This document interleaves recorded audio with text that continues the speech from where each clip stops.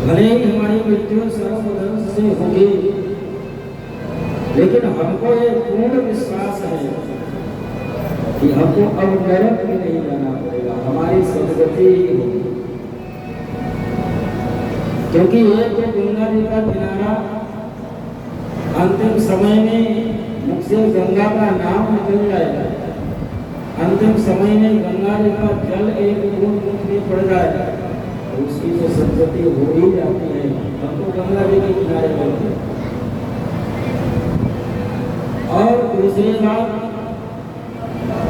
वशिष्ठ ऐसे महर्षि जो परमेश्वर परमात्मा भगवान राम के गुरु हिंदू के हिंदू भगवान राम को मिलकर कथा सुनाया करते थे। वशिष्ठ, विश्वामित्र, अत्रि, दुर्वासा, अंगिरा, पुलस्त्य, यहाँ तक से व्यास जी महाराज भी वहाँ पर उपस्थित थे।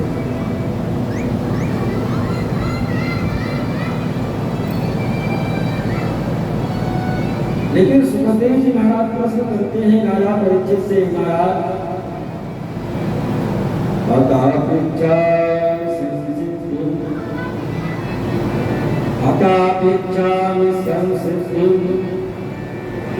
योगिनां परमं गुरुं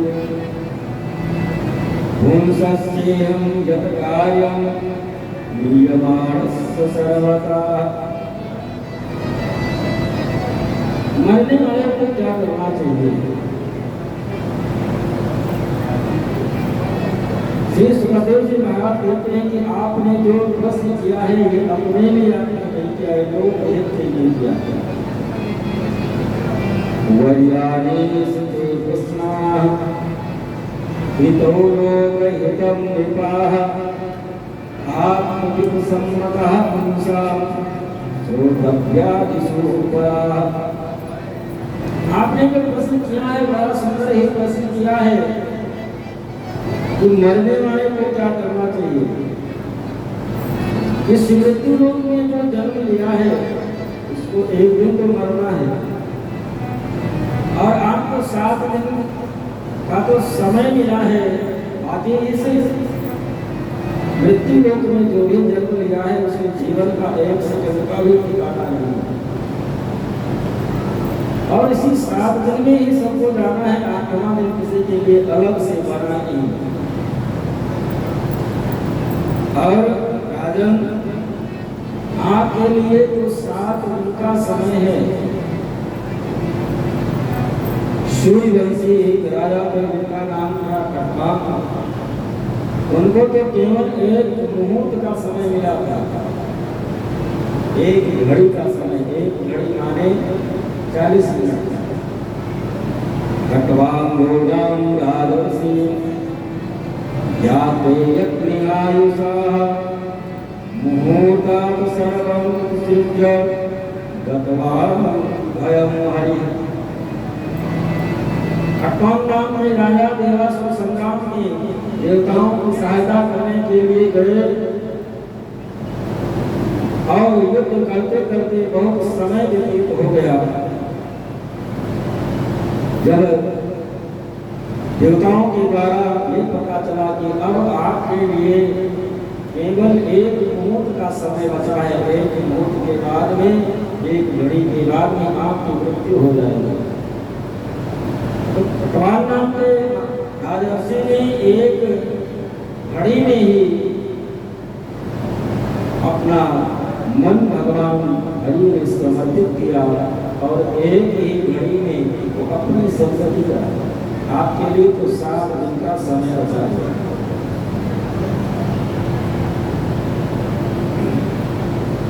श्री सुखदेव जी महाराज कहते हैं कि राजन,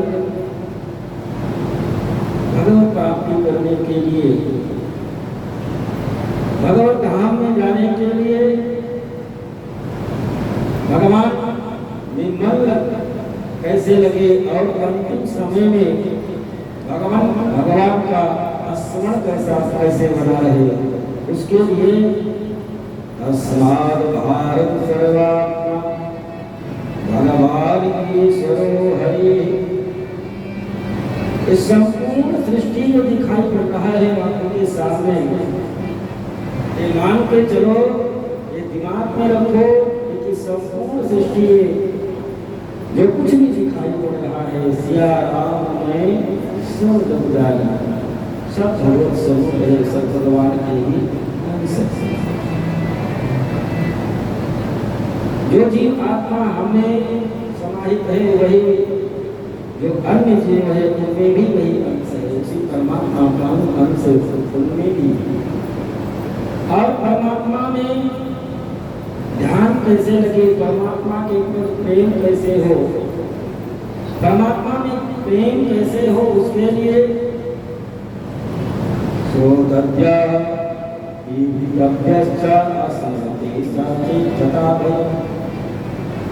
श्री सुखदेव जी महाराज कहते हैं कि भगवान में प्रेम कैसे हो, भगवान में ध्यान कैसे लगे, उसके लिए सबसे पहला नियम यह है कि श्रोत्रव्या, भगवान का जो बड़ा अनुवाद है, भगवान की जो कथा है तो पढ़ करके ध्यान पूर्वक सुनो। कथा जब सुनोगे भगवान के बारे में, जब कथा सुनोगे, 7 प्रकार की कथाओं को सुनोगे तो परमात्मा के बारे में, भगवान के बारे में जानकारी होगी। और जब भगवान के बारे में, भगवान के स्वभाव के बारे में जानकारी होगी तो धीरे धीरे भगवान के प्रति प्रेम अपने आप हृदय में जाते हो, क्योंकि आप जिसको जानते हैं उसी से तो ही, उसी से थोड़ा लगाव, थोड़ा प्रेम होगा, और जिसको आप जानते ही नहीं उसे क्या लगाव होगा, क्या प्रेम होगा। केवल आपके भारत की ही इतनी बड़ी जनसंख्या है, 140 करोड़ की जनसंख्या आपके भारत की है, तो क्या 140 करोड़ लोगों के प्रति आपका स्नेह, आपका प्रेम है? नहीं।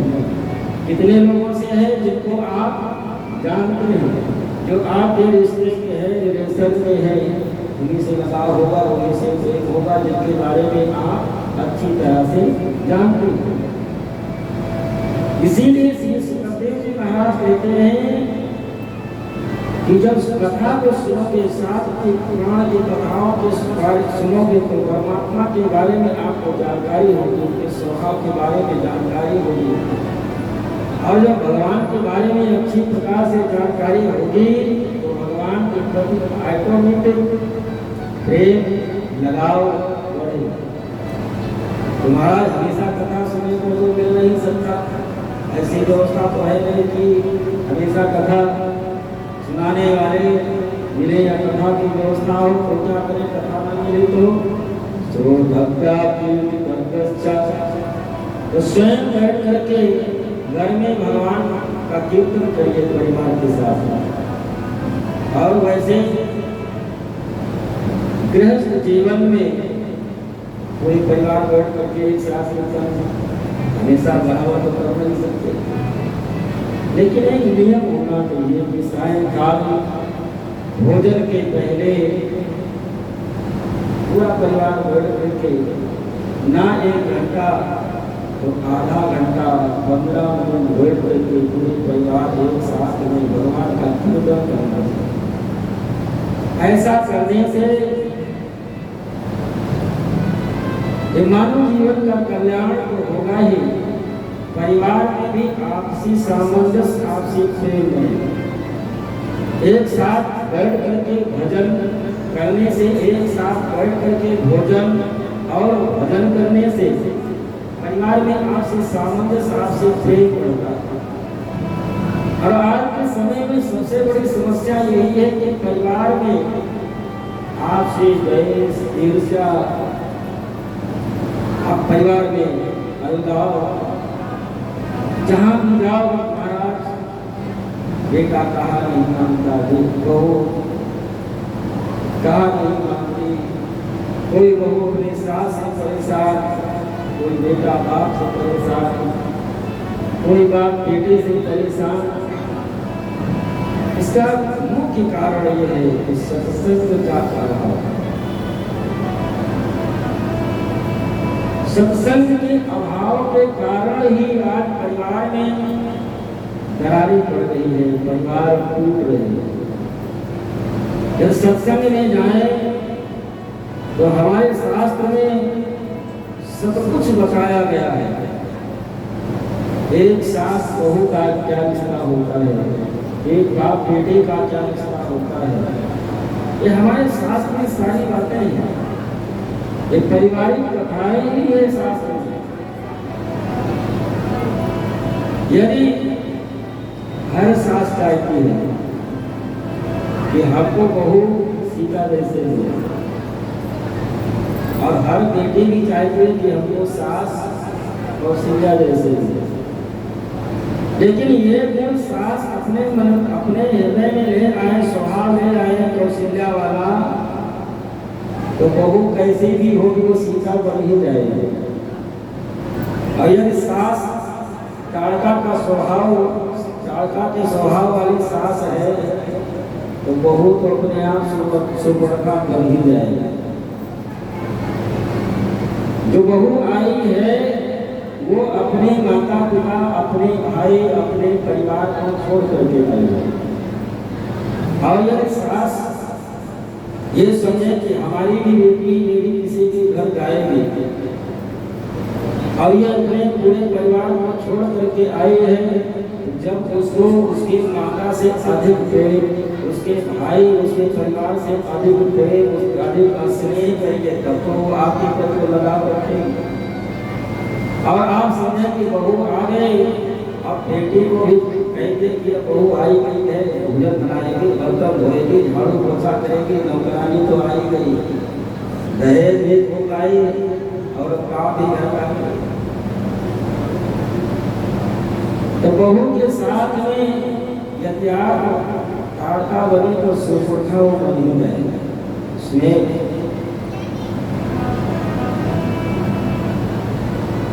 एक कथा आती है,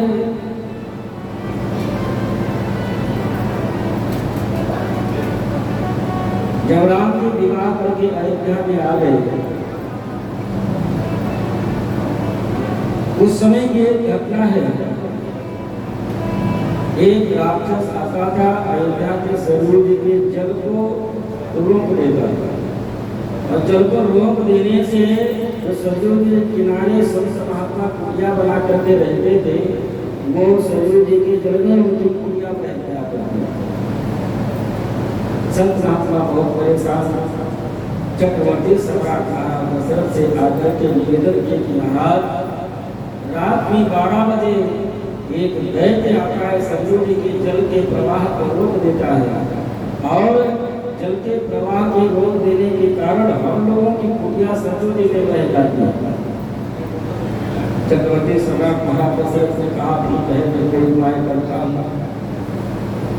चक्रवर्ती सम्राट महाराज दशरथ उस दैत्य को मारने के लिए रात्रि में कई दिन गए, प्रयास किए, लेकिन मार नहीं पाए। फिर जाकर के गुरु वशिष्ठ से निवेदन किया कि महाराज, उस दैत्य को मारने का हमने बहुत प्रयास किया, लेकिन मार न पाए, क्या करें?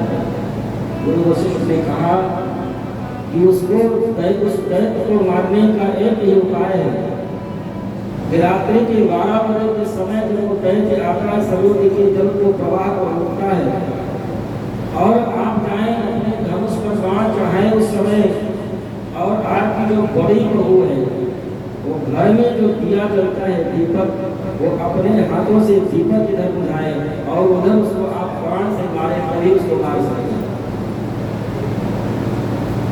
ये बात चक्रवर्ती सम्राट महाराज दशरथ कौशल्या जी से आकर के कहे कि आज उस दैत्य को मारना है, हमने मारने का प्रयास बहुत किया लेकिन मार न पाए। एक ही उपाय बचा है कि अपनी बड़ी बहू रात्रि में 12 बजे जब मैं उस दैत्य को मारने के लिए जाऊं, और जब उस दैत्य को मैं मारूं, उस समय बड़ी बहू दीपक बुझाए और मैं उस पर प्राण चलाऊं, तभी वो मर सकता है।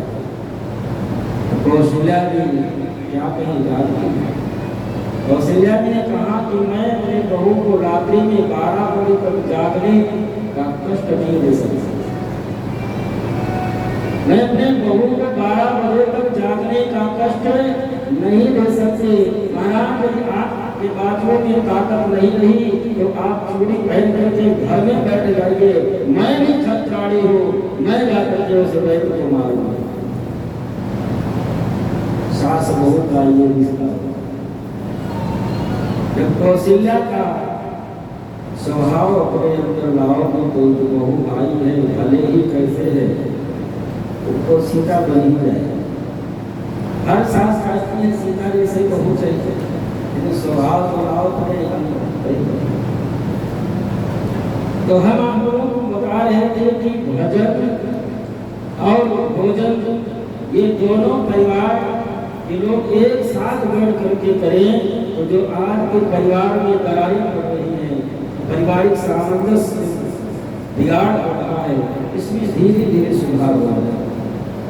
अधिक समय नहीं तो कम से कम 15 मिनट आधा घंटा बैठ करके पूरे परिवार एक साथ बैठ करके कोई भजन कीर्तन नहीं है तो सीताराम राधे श्याम जो भी आप लोग साथ के पूरे परिवार एक साथ में बैठ करके भजन कर लिए, फिर बैठ करके एक साथ में भोजन किए।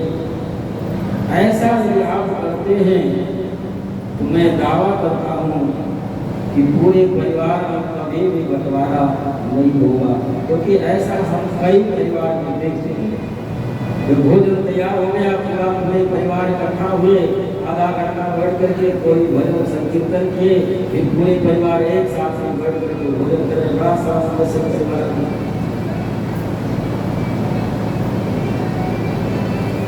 श्री सुभद्रा जी महाराज कहते हैं भगवान के प्रति प्रेम कैसे हो, उसके लिए भगवान का चरित्र, भगवान की कथा श्रवण करें। सुनाने वाला कोई ना मिले तो भगवान का बैठ करके संकीर्तन करें।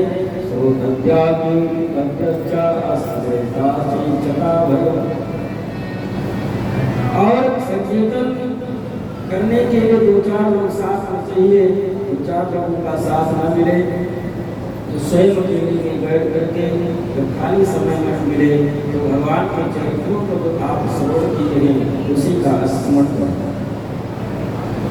और जितासनो जितस्यासो जितसंगो जितेन्द्रियाः आस्फूरे भगवते रूपे मनः संधारयो धियाः। एक आसन में बैठने का प्रयास करना चाहिए और जितस्वासो जितसंगो आपका साथ कैसा है इस पर विशेष ध्यान दें। यदि आप कुशल में पड़ गए तो भले ही आप चोरी नहीं करते, भले ही आप शराब नहीं पीते, उल्टा सीधा नहीं खाते पीते, लेकिन यदि संग गलत आदमी के साथ में पड़ गया तो कब तक बचेंगे? एक ना एक दिन और कुशल में पड़ करके कुकर्म तो करना ही पड़ेगा। इसलिए जित संगो जितेन्द्रियाः आस्फूरे भगवते रूपे मनः संधारयो धियाः। इस प्रकार से सुदेव जी महाराज राजा परीक्षित से कहते हैं कि भगवान में मन लगाओ। तो परीक्षित ने कहा कि महाराज ये मन तो बड़ा चंचल है, वैसे घरे ही अस्तित्व है, लेकिन पूजा पाठ करने के लिए बैठो तब तो बहुत तेज बात है। अरे मन की इतनी तेज गति है कि आप जहां जहां भी गए हैं 1 सेकंड में आपको ये मन वहां पहुंचा देगा। प्लेन तो बहुत तेज चलती है, लेकिन बॉम्बे जाने में प्लेन को भी 2-2.5 घंटा लग जाता है, लेकिन मन यदि आप बम्बई गए हैं तो मन को वहाँ पर जाने में कितना समय लगेगा? 1 सेकंड से भी कम समय लगता है, 1 सेकंड से भी कम समय लगेगा, क्या पहुँच जाएगा? जहाँ जहाँ आप गए हैं वहाँ पहुँचा देगा कि ये चीज़ जहाँ है ऐसे ऐसे है। श्री सुखदेव जी महाराज कहते हैं कि मन की गति इतनी तेज है, इसको रोकोगे तो और बिगड़ जाएगा। जैसे जो ड्राइव करने वाले हैं, गाड़ी चलाने वाले हैं, उनको पता होगा यदि 60 के ऊपर स्पीड में है, एकाएक ब्रेक लगा दिए क्या होगा, सीधा रावण होगा। जब 60 के स्पीड में गाड़ी में ब्रेक लगा देने से खतरा हो सकता है, तो मन की गति 1 सेकंड में आपको अमेरिका पहुंचा देता है, इसको रोकोगे तो क्या होगा? तो महाराज रोके ना तो ये तो भागता रहेगा, भगवान में ध्यान लगेगा ही नहीं, पूजा में ध्यान लगेगा ही नहीं। तो श्री सुखदेव जी महाराज कहते हैं कि राजन मन को रोको नहीं, ये जहाँ जा रहा है वहाँ जाने दो। करना क्या है कि जहाँ ये पहुँचे वहीं पर जिसको आप इष्ट मानते हो, जिसको भगवान मानते हो, वहीं पर इसको दर्शन कराओ। जहाँ जा रहा है वहाँ जाने दो। करना क्या है कि जहाँ ये जाए वहीं पर भगवान का इसका दर्शन कराओ। ये अपने आप धीरे धीरे वहीं पर अस्थिर हो जाएगा। ये दौड़ने से क्या मतलब है, यही करने का मन अपने आप कंट्रोल में आ जाए। श्री सुखदेव जी महाराज राजा परीक्षित श्री सुखदेव जी महाराज से प्रश्न करते हैं कि महाराज भगवान जल्दी इसको मिलते जो बड़ी सुंदरता से रहता होगा, जो दिन में 2-4-10 बार स्नान करता होगा, बड़ी पवित्रता से रहता होगा। बहुत लोग होते हैं कि कोई चूल या ऐसे लोगों को भगवान जल्दी मिलते होंगे, बड़ी सुंदरता से रहते होंगे। हाँ, सुखदेव कहते हैं ऐसी बात नहीं है। यागस्य आचरण, जब भगवान राम 14 वर्ष का वनवास हुआ, जंगल में गए तो सबसे पहले उन ऋषि मुनियों को नहीं मिले जो कई हजारों वर्ष बैठ करके कठिन तपस्या कर रहे हैं। उन वेद पाठी यागी ब्राह्मणों से नहीं मिले जो कई वर्षों से बैठ करके स्वाहा कर रहे हैं। सबसे पहले भगवान किसको मिले? उन गोल भीलों से जो ठंडी भी पूरी ठंडी बीत जाती कि नहाते ही नहीं। उन गोल भीलों को भगवान सबसे पहले अपने गले से लगाया। जो गोल भील जलकर लाल ने कहा कि आपने बड़ी अच्छी सेवा सत्कार किया। गोल भीलों ने कहा राम जी से कि प्रभु हम लोगों का जो स्वभाव है, हम लोगों की जो प्रवृत्ति है, हस हमारे प्रभु बड़ सेवकाई, भले ही नमाज बदल चुराए। हस हमारे प्रभु बड़ सेवकाई, ले नमाज बदल चुराए।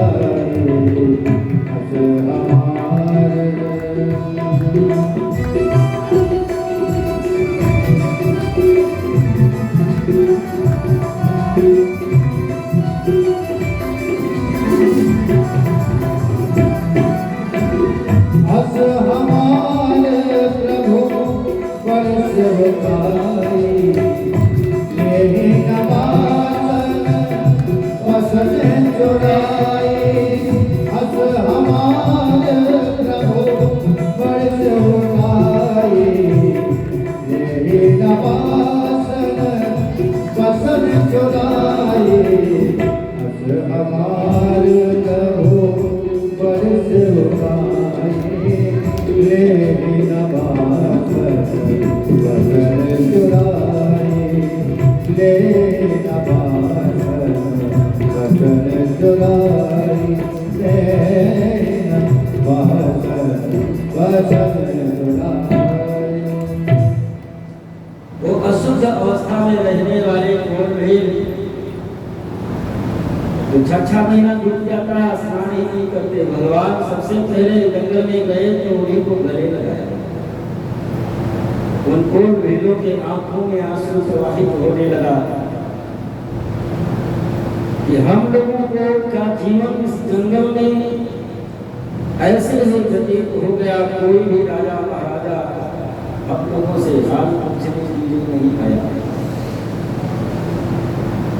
क्या करे महाराज, जंगल में फल फूल जो मिल गया उसी से जीवन यापन, कुछ खाने पीने को ना मिला, कोई रास्ता जा रहा है उसी को लूटली मार दिए, यही हम लोगों की प्रवृत्ति है। और कोई भी इतने निर्मल स्वभाव के हैं। परमात्मा तो केवल मन देखता है, स्वभाव को देखता है। निर्मल मन जन सो और मोह कपट छल कौन भी कि यहाँ भगवान पहुंचे तो ये कोई भीलों ने नहीं सोचा कि ये चक्रवर्ती सम्राट महाराज दशरथ के पुत्र हैं या भगवान हैं जिनके लिए खाने पीने के लिए शुद्ध फलाहार की व्यवस्था करे। ऐसा कुछ नहीं। वो इतने निर्मल स्वभाव के हैं बेचारे कि उनको भान नहीं रहा, जिनके पास जो सामग्री है वो भगवान के सामने ला करके समर्पित कर दिया। जिनके घर में कंदमूल फल था वो कंदमूल ला करके समर्पित कर दिया। जिनके पास में जो मछली मार करके लेकर के आया था वो मछली ही ला करके भगवान को समर्पित कर दिया। जिनके घर में कोई शिकार करके कोई पशु को लाया था वो पशु को ही ला करके भगवान को समर्पित कर दिया। कोई गोल भी लकड़ी तोड़ करके लाई लेकर के आया था तो हमें वही था, वही ला करके भगवान को समर्पित कर दिया। परमात्मा तो द्रव्य को नहीं देखता, परमात्मा पदार्थ को नहीं देखता, परमात्मा तो अपने हृदय को देखता है। परमात्मा ये देखता है कि जो हृदय में है वही बाहर है या बाहर कुछ है और भीतर कुछ है। परमात्मा तो देखता है कि बाहर है वही भीतर भी होना चाहिए। तो परमात्मा जो वयोवृद्ध हो जाते होंगे, जल्दी उनको मिलते होंगे, 60 के ऊपर हो जाएंगे, फिर गुरु दीक्षा ले लेंगे, फिर भगवान का वैर करके भजन करेंगे और स्वर्ग धाम को चले जाएंगे। 60 के बाद में भैया कुछ नहीं हो पाएगा। 60 के बाद में सरकार भी रिटायर कर देती है। 60 के बाद में घर परिवार वाले भी रिटायर कर देते हैं। 60 के बाद में शरीर भी साथ छोड़ देती है। उस समय राम कहोगे राम नहीं निकलेगा, मुझसे दांत रहेंगे नहीं, आम निकलेगा। तो आम आम कहने से क्या भजन होगा?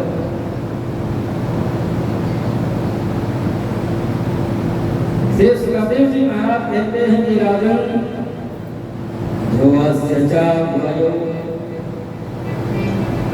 ध्रुव जी महाराज 5 वर्ष की अवस्था में ही नारद जी को अपना गुरु बना लिए, क्योंकि इस जीवन का कोई ठिकाना नहीं है, कब ये शरीर साथ छोड़ दे।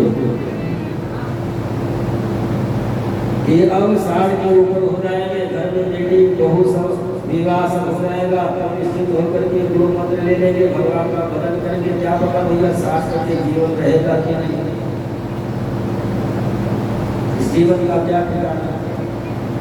5 वर्ष की अवस्था में ध्रुव जी महाराज नारद जी को अपना गुरु बनाए और 5 वर्ष की अवस्था में ही भगवान को प्राप्त कर लिए। परमात्मा उम्र नहीं देखते, परमात्मा शुद्धता नहीं देखता, परमात्मा उम्र नहीं देखता। तो कम से कम जो पढ़े लिखे होंगे परमात्मा उनको जल्दी मिलते होंगे, क्योंकि जो पढ़े लिखे हैं MA BA PhD और बड़ी बड़ी डिग्रियां हैं, डिग्री लिए होंगे, शास्त्र की जानकारी होगी, जो वेदों का मंत्र बढ़िया से उच्चारण कर लेते होंगे, भगवान जल्दी उन्हीं को मिलते होंगे। ऐसी बात नहीं है। विद्या गजेंद्र का, अरे गजेंद्र कौन से विश्वविद्यालय में पढ़ने के लिए गया था और कौन सी डिग्री हासिल किया था, वो मानव नहीं था, पशु जाता था। लेकिन प्रेम से भगवान का स्मरण किया तो गजेंद्र की रक्षा करने के लिए परमात्मा आ गए। परमात्मा आपके विद्या को, आपकी बुद्धि को नहीं देखता। तो कम से कम परमात्मा जात पात देखते होंगे, जो ऊंची जात में जन्म लेते होंगे उन्हीं को परमात्मा जल्दी मित्र मिलते होंगे। ऐसे बात ही नहीं है। का जात विदुर से आगम पते, विदुर जी महाराज काशी के पुत्र थे, लेकिन विदुर के यहाँ भी भगवान जाकर के साथ था। उग्रसिकिं पौरुषं उपजायां किं रूपमधिकं। भगवान रूपवान को मिलते होंगे, सुखदेव जी महाराज कहते हैं ऐसे बात नहीं। उपजा तो परमात्मा मिले, उपजा तो 3 जगह से उसका शरीर टेढ़ा था, लेकिन उपजा को भी भगवान प्राप्त हुए। तो कम से कम भगवान धन वालों को जल्दी मिलते होंगे। जिनके पास में धन होगा वही धर्म कर पाएगा। धर्म करने के लिए धन की आवश्यकता पड़ती है। तो भागवत करवा रहे हैं कि वही धन है, समान खर्चा है। धनवान को जल्दी परमात्मा मिलते होंगे, क्योंकि धन के द्वारा ही धर्म हो सकता, धन के द्वारा ही भागवत कथा हो सकती, धन के द्वारा ही तीर्थ यात्रा हो सकती, धन के द्वारा ही दान हो सकता। तो जिनके पास धन होता होगा भगवान जल्दी उसी को मिलते होंगे। श्री सुखदेव जी महाराज कहते रहे सुदामा जी महाराज कि यहाँ हफ्तों बीत जाता था, चूल्हा ही नहीं मिलता था, लेकिन परमात्मा सुदामा जी के चरण को अपने हाथ से धोए, सुदामा जी को अपने गले लगाए। तो परमात्मा किसको प्राप्त होते हैं जल्दी? परमात्मा कैसे संतुष्ट होते हैं जल्दी? परमात्मा कैसे प्रसन्न होते हैं जल्दी? तो भक्त्या दृश्यन्ते केवलं परमया भक्ति प्रियो माधवा। भगवान को केवल भक्ति भावना से, निर्मल हृदय से जो भगवान का भजन करता है, परमात्मा उसी को पसंद होते हैं। एक घटना आपको बताया। एक भोला नाम का व्यक्ति था, माता पिता उसके पहले कर गए, माता पिता थे नहीं, भाव भौजाई थे, तो भोजन पेट भर बेचारी को मिलता नहीं। किसी तरह उसका जीवन चलता था, बड़ा सीधा साधा, जैसा नाम भोला वैसे ही भोला था। गांव में कुछ एक दिन संत आए, भोला ने कहा कि महाराज हम आपके साथ चले, हम तो विचरण करते रहेंगे, हमारे साथ क्या करोगे? महाराज पेट भर भोजन नहीं मिलता है, यही दिक्कत है। तो आप हमारे गुरु जी के यहाँ चले जाओ, आश्रम पर, और गुरु जी के आश्रम पर चले जाओ, गुरु जी से गुरु दीक्षा ले लेना, मंत्र ले लेना, उनके शिष्य बन जाओगे, कोई एक सेवा दे देंगे, सेवा करते रहना। भंडारा वहाँ चलता है, कोई सब्जी बस नहीं, खूब पेट भर के खाना खाने की कोई वहाँ कमी नहीं है। भोला जी से कहा कि महाराज ठीक है, आश्रम पर आ गया, महाराज से मंत्र दीक्षा ले ली। अब वहाँ पेट भर कोई रोकने वाला नहीं, जितना मन में आए भोजन कर रहा। सेवा उसको मिली गौ चराने की, भोला भगत को सेवा मिली गौ चराने की, गाय चराने के लिए जाता, और गुरु जी जो मंत्र दिए हैं वही निरंतर याद करता। 10-15 दिन जब बीता, एकादशी आ गई, तो गुरु जी ने कहा कि आज भोजन की व्यवस्था नहीं, गया भंडार में कुछ खा नहीं, आज लग ही नहीं रहा है। गुरु जी से जाकर के कहा महाराज आज भोजन कुछ नहीं करेगा। गुरु जी ने कहा कि आज एकादशी है, आज भोजन नहीं है। भोला ने कहा कि महाराज भोजन के लिए ही हम बाबा जी बने, भोजन करने के कष्ट से ही हम बाबा जी बने, और वे आज कंठन गोपाल, हम भूखे नहीं रह पाएंगे महाराज, भूखे भजन न हो, ग्वाला ले लो आप माला, अब महाराज हमसे नहीं हो पाएगा।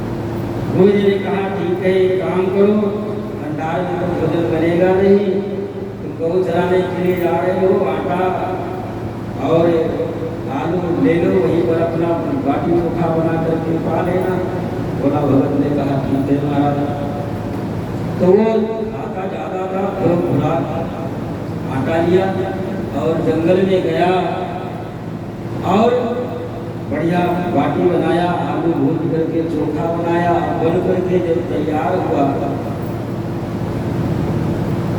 तो मन में विचार करने लगा कि गुरु जी कहे थे कि भोजन जब बन जाए तो भगवान का भोग लगा करके भगवान को खिला करके ही खाना है। पहले भगवान को खिलाओ, उसके बाद में खाओ।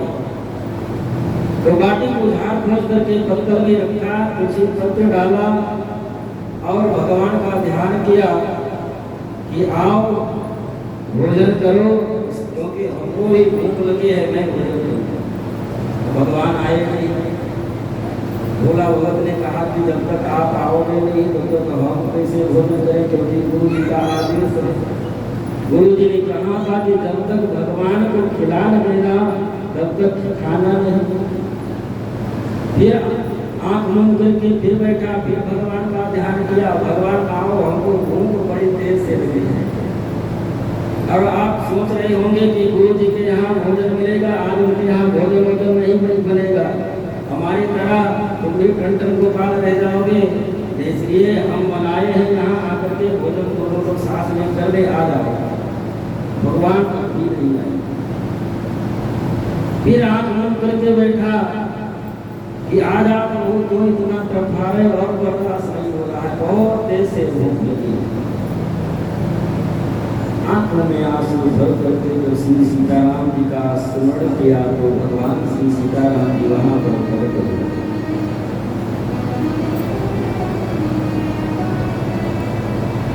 भोला राम जिससे कहता है कि हम आपको अकेले बुलाए थे और आप दो लोग आए। गुरु जी भी कहेंगे कि राम जी का भोग लगाना और आप दो लोग आए और हम भोजन भी दो ही लोग के लिए बनाए हैं। अब आप दोनों लोग खा जाओ, भोजन कर लेंगे तो हम तो भूखे ही रह जाएंगे।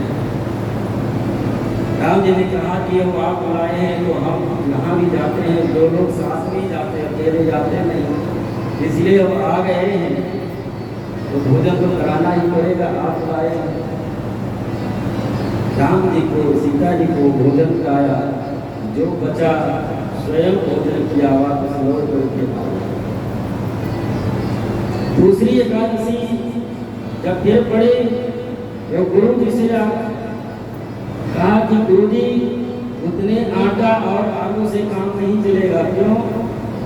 क्योंकि आप कहे थे कि राम जी का भोग लगाना, राम जी आएंगे, लेकिन वो अकेले तो आते नहीं, उनके साथ में उनकी पत्नी सीता भी आई थी और अगली बार वही लोगों के लिए आपने राशन दिया था तो दोनों लोग खा गए, थोड़ा सा बचा वही खाए। गुरु जी समझे कि पेटू है अभी खाता है, इसलिए कह रहा होगा। तो कोठारी से कहा कि थोड़ा आटा 3 खुला बांध देना, इसको लेकर के गया और फिर जंगल में बाटी चोखा बनाया, पत्थर में झाड़ करके बाटी रखा और भगवान का ध्यान किया। तो अब आइए आप भोग लगाइए, हमको भूख लगी है जिससे हम भोजन कर सकते।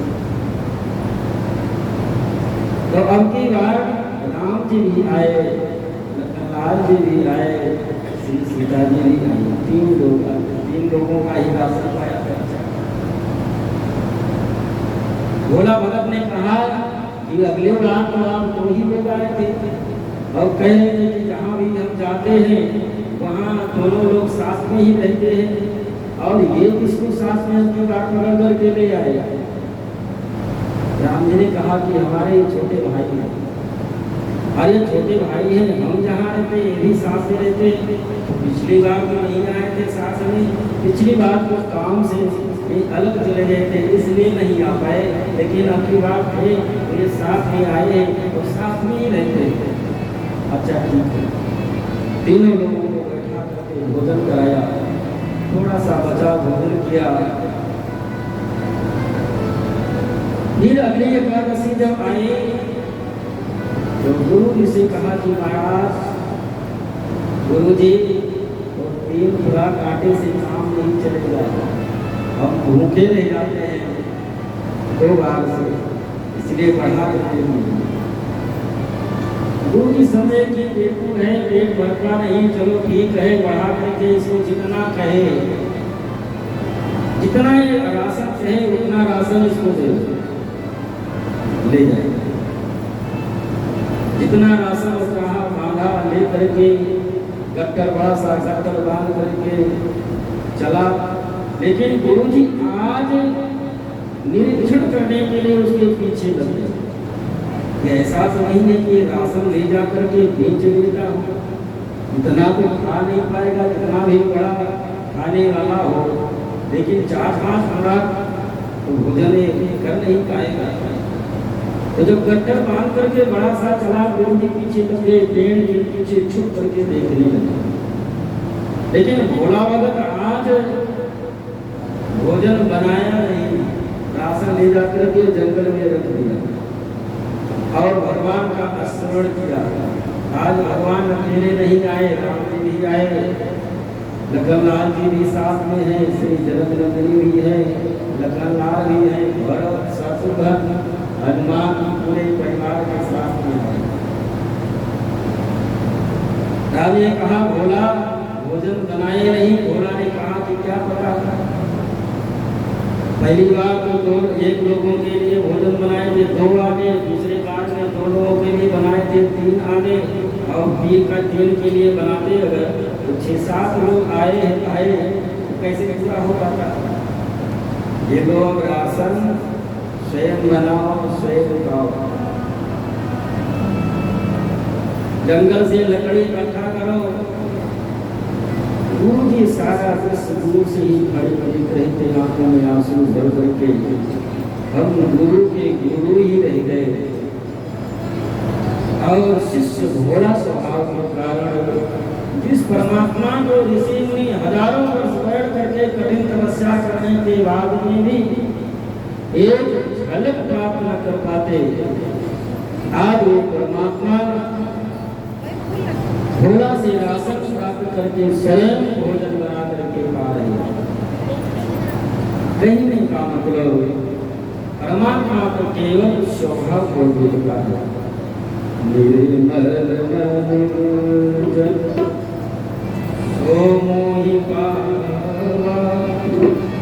मोहि कबर छल जेठ नभावा, निर्मल जल ओ मोहि पावा मोहि कबर छल जेठ नभावा, निर्मल जल सो मोहि पावा मोहि कबर छल जेठ नभावा, निर्मल जल सो मोहि पावा मोहि कबर छल जेठ नभावा। श्री सुखदेव जी महाराज राजा प्रश्न करते हैं कि महाराज आपने विदुर जी की बात कही कि भगवान के यहाँ साथ जाकर के खाए, घटना कैसे घटित हुई आप हमको बताने की। श्री सुखदेव जी महाराज वर्णन करते हैं कि राजन ये उस समय की घटना है कि जब दुर्योधन पांडवों को लक्षागृह में जलाने का प्रयास किया, लेकिन जब वो बच गए तो विरोध की धर्मराज तो आप कहते हैं धृतराष्ट्र को समझा रहे हैं कि भैया आपकी बाहर की आंख फूट गई है, आपको बाहर की वस्तुएं दिखाई नहीं पड़ती, लेकिन कम से कम अपने हृदय से अपने से सोचो, ये पांडव भी आपके छोटे भाई पांडव के पुत्र हैं, आधे साम्राज्य के अधिकारी हैं, और आपका जो पुत्र है दुर्योधन ये इतना अत्याचार दुराचार कर रहा है, अगर ये ऐसा ही करता रहा तो इसके अत्याचार और दुराचार के कारण संपूर्ण हस्तिनापुर नष्ट हो जाएगा। यदा राजा शासुका साधून कृष्णान धर्मेण विनष्ट दृष्टिः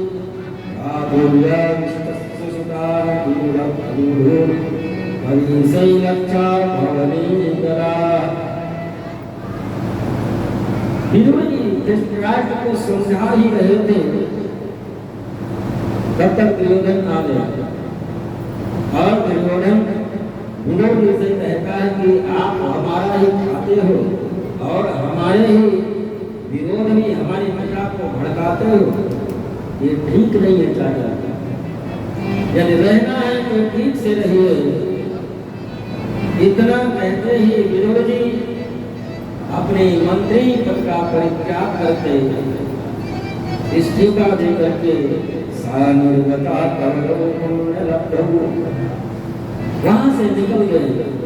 श्री सुखदेव जी महाराज कहते हैं कि ऐसा लगा कि जैसे कौरवों के कुंड को लेकर के विदुर जी चले गए। हमारा बस इस प्रकार से जंगल में कठिन तपस्या करते हुए विदुर जी का 12 वर्ष व्यतीत हो गया। एक दिन पांडवों के कहने पर द्वारकाधीश भगवान कृष्ण हस्तिनापुर आने के लिए तैयार हुए, शांति दूत बन करके। इधर विदुर जी तो जब ये पता चला कि द्वारकाधीश आने वाले हैं तो विदुर जी मन में विचार करने लगे कि अब हमारा मंत्री पत्नी नहीं रहा, बदली वन में रहता हूँ। जो ही भगवान की कृपा से सात फल फूल मिल जाए उसी से जीवन यापन करता। मंत्री पद जो था राजमहल में आएंगे, द्वारकाधीश वहाँ होता तो कम से कम उनके सामिप्य बैठने का सौभाग्य प्राप्त होता, उनकी सेवा करने का तो सौभाग्य प्राप्त होता। लेकिन अब तो हम जंगल में रहते और द्वारकाधीश महाराज राजा है। दुर्योधन द्वारकाधीश की स्वागत की तैयारी कर रहा है, पूरे नगर को बढ़िया सुंदर सजा रहा है। जिस रास्ते से होकर के द्वारकाधीश को आना है उस रास्ते पर फूल बिछवा रहा है।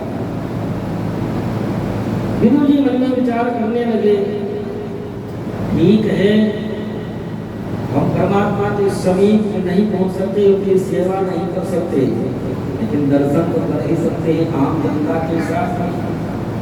यदि एक भी दृष्टि द्वारकाधीश से हमारे ऊपर पड़ गई तो जीवन कृतार्थ हो जाएगा। द्वारकाधीश का रथ हस्तिनापुर में प्रवेश करता है, सभी फूलों की वर्षा कर रहे हैं। इस रास्ते से होकर के द्वारकाधीश भगवान का रथ गुजर रहा है और इधर विदुर विद्वानी भी हाथ में आरती की थाली लिए खड़े हैं। द्वारकाधीश सभी निकलेंगे, आरती करेंगे और जब रथ सामने से होकर के निकला, द्वारकाधीश की नजर विदुर जी पर पड़ी। विदुर जी की नजर द्वारकाधीश पे पड़ी। भक्त और भगवान की जब नजरें एक हुई, मन मयूर नृत्य करने लगा। द्वारकाधीश भगवान कृष्ण राजमहल में दुर्योधन लेकर के गया, रत्नों से जड़ित ऊंचे सिंहासन पर बैठाया और वार्तालाप प्रारंभ हुई।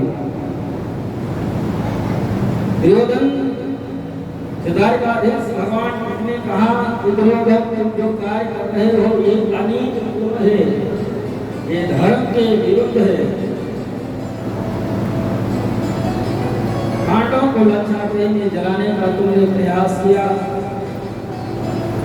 एक अनीत पूर्वक और अधर्म पूर्वक जीवन यापन करना एक ठीक नहीं है। दुर्योधन भगवान से कहता है और बड़ी अच्छी बात है जब नहीं।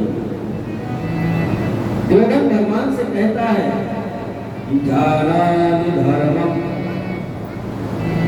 द्वारकाधीश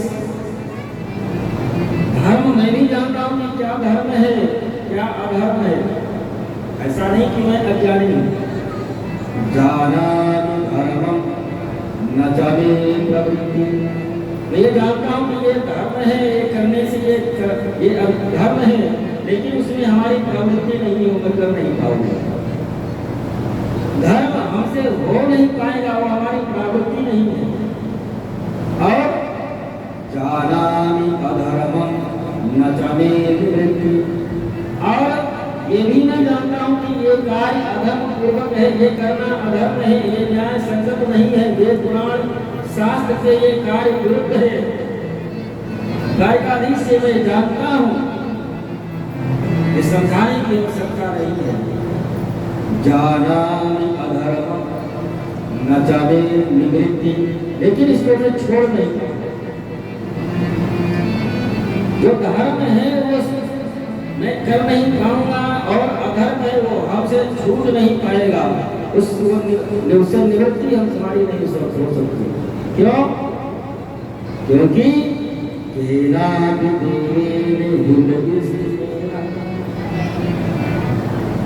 ये मैं जानता हूं कि कण कण में आप व्याप्त हैं, हर मानव हर जीव के हृदय में आप बैठे हुए हैं। जब आप बैठे हुए हैं हर जीव के हृदय में, हर जीव में आप ही का अंश है, तो मैं कैसे पापी हो सकता है?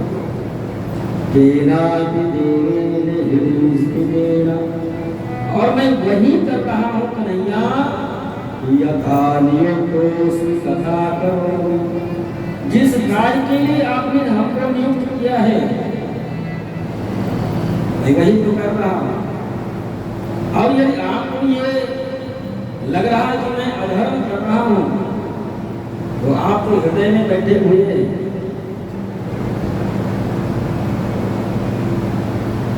द्वारकाधीश ने कहा, दुर्योधन, पांडव 12 वर्ष वनवास, 1 वर्ष का अज्ञातवास उनका पूर्ण हो गया है। आपके चाचा के पुत्र होने के कारण आधे साम्राज्य के अधिकारी हैं, लेकिन आधा साम्राज्य हम आपसे नहीं मांग रहा, नहीं कह रहा कि आधा साम्राज्य उनको दे दो, केवल 5 गांव दे दो, और 5 गांव में ही वो गुजारा कर लेंगे। दुर्योधन ने कहा, कन्हैया आप 5 गांव की बात कर रहे हैं। सूचक्रेणैव दास्यामि,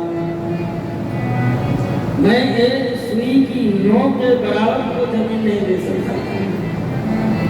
सूचक्रेणैव दास्यामि बिना युद्धेन केशव, बिना युद्ध के मैं सुई के नोक के बराबर ही जमीन मैं उनको नहीं दे सकता। कन्हैया ने कहा कि दुर्योधन, मैं तुमको सुयोधन समझता था, लेकिन